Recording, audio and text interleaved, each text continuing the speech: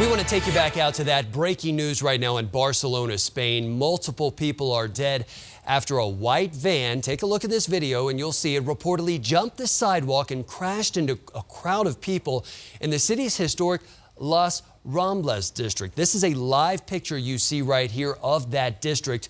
Two suspects are reportedly holed up inside a bar right now. This is active. This is going on right before your eyes now. This is being investigated as a terror attack right now, and we're hearing from witnesses describing how this terror played out. You could see the fear and the distress on these people and the fact that they were screaming in terror. You know, regardless of what might have happened, we knew we had to get ourselves out of there. We are back to that live picture right now in Barcelona where police have shut down stores in this area and they're asking people to stay away. Here's some of the people right there on their phones calling someone walking away from the area. We're going to continue monitoring this. We're going to stay on top of it and check in all newscast and bring you information as soon as we get it. Also new this morning, the test results are back for our kids in our state. The Colorado Department of Education's State Assessment and Growth test scores were just released in the last hour. Nearly 600,000 students were tested last year, and Denver 7's Mike Eliopoulos went through some of those test results. What'd you find out, Mike? Well, Adam, a press conference just wrapped up here at Manual High School in Denver about those test results.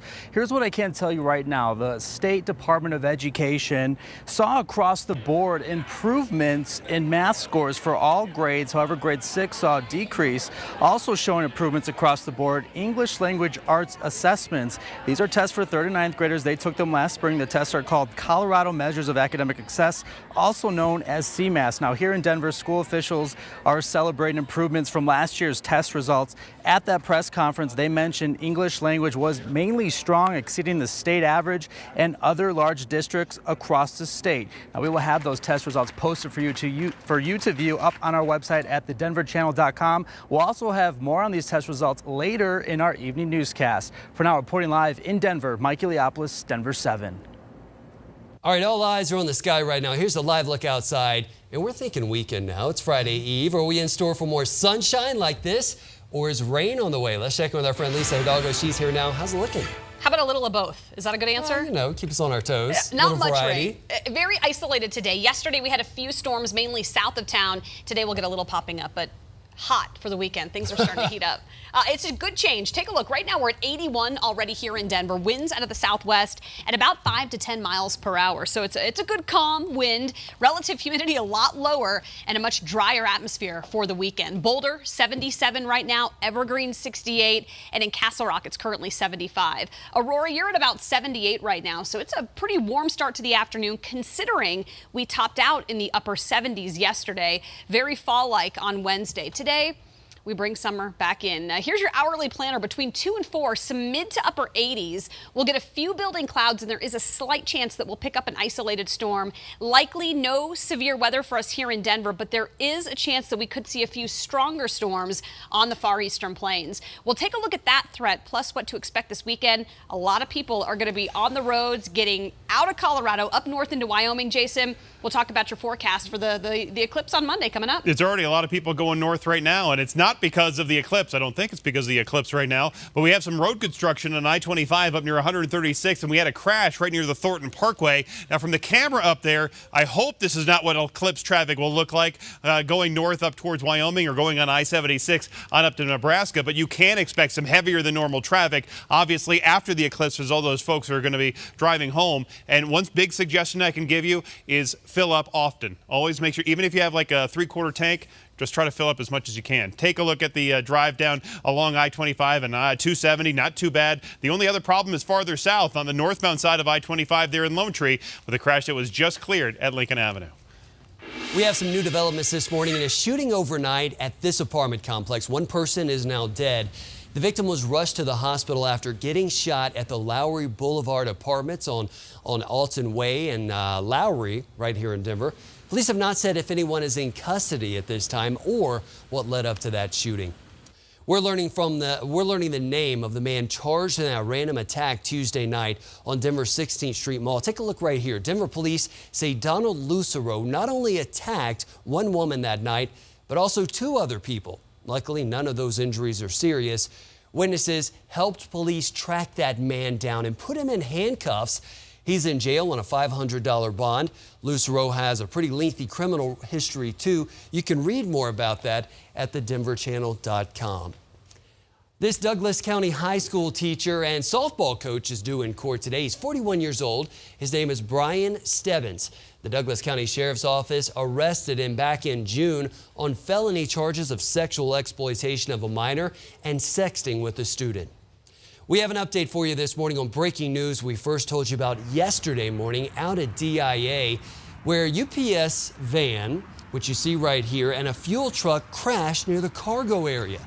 One of the drivers involved in the crash has been cited for careless driving. 11 people were hurt in the crash, 5 of them pretty seriously, and we're still working to find out who's to blame for this accident. Well, the countdown is on until the solar eclipse on Monday, but the big event does come with some important warnings for you.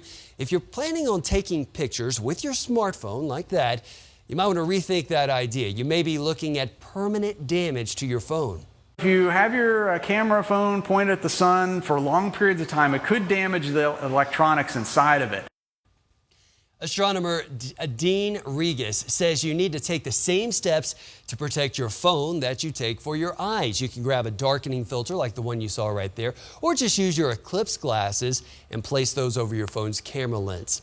If you do take any pictures of the eclipse, we want to see them. This is going to be so cool. Remember, you can tweet them to us or post them on our Denver 7 Facebook page, and they may even show up on air. Also, live in the moment. Don't forget to do that. Don't take too many pictures. Well, as backlash grows over the president's response to violence in Charlottesville, Virginia, he's now tweeting about the issue that started it all. White nationalists and neo-Nazis first gathered to protest the removal of a Robert E. Lee statue. President Trump is now calling it, quote, sad to see the history and culture of our great country being ripped apart. ABC's Janae Norman is in Washington with the latest.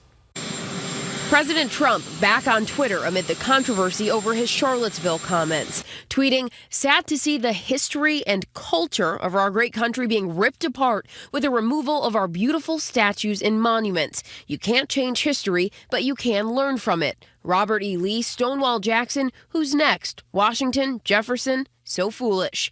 Meanwhile, Confederate monuments are coming down across the country, and the backlash continues growing over Trump seemingly equating the white nationalists and neo-Nazis in Charlottesville with those who were protesting their racist views. You had a group on one side and you had a group on the other, and they came at each other with clubs, and it was vicious and it was horrible. The president growing more isolated by his own words and his reluctance to condemn the hate. I think there's blame on both sides. You had some very bad people in that group, but you also had people that were very fine people on both sides. Those comments causing business leaders to turn their backs on the businessman president. On Wednesday, some of the nation's top CEOs on the president's elite advisory council voting to disband, a strong sign from powerhouses like Pepsi, GE, IBM, and Walmart. And on another economic advisory council, a mass exodus of CEOs. Trump seemingly wanting to write the story himself, calling to end both councils.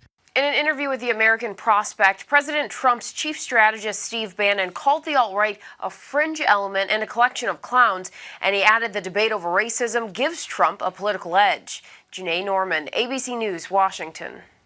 Well, another CEO is speaking out against President Trump after his response to that incident.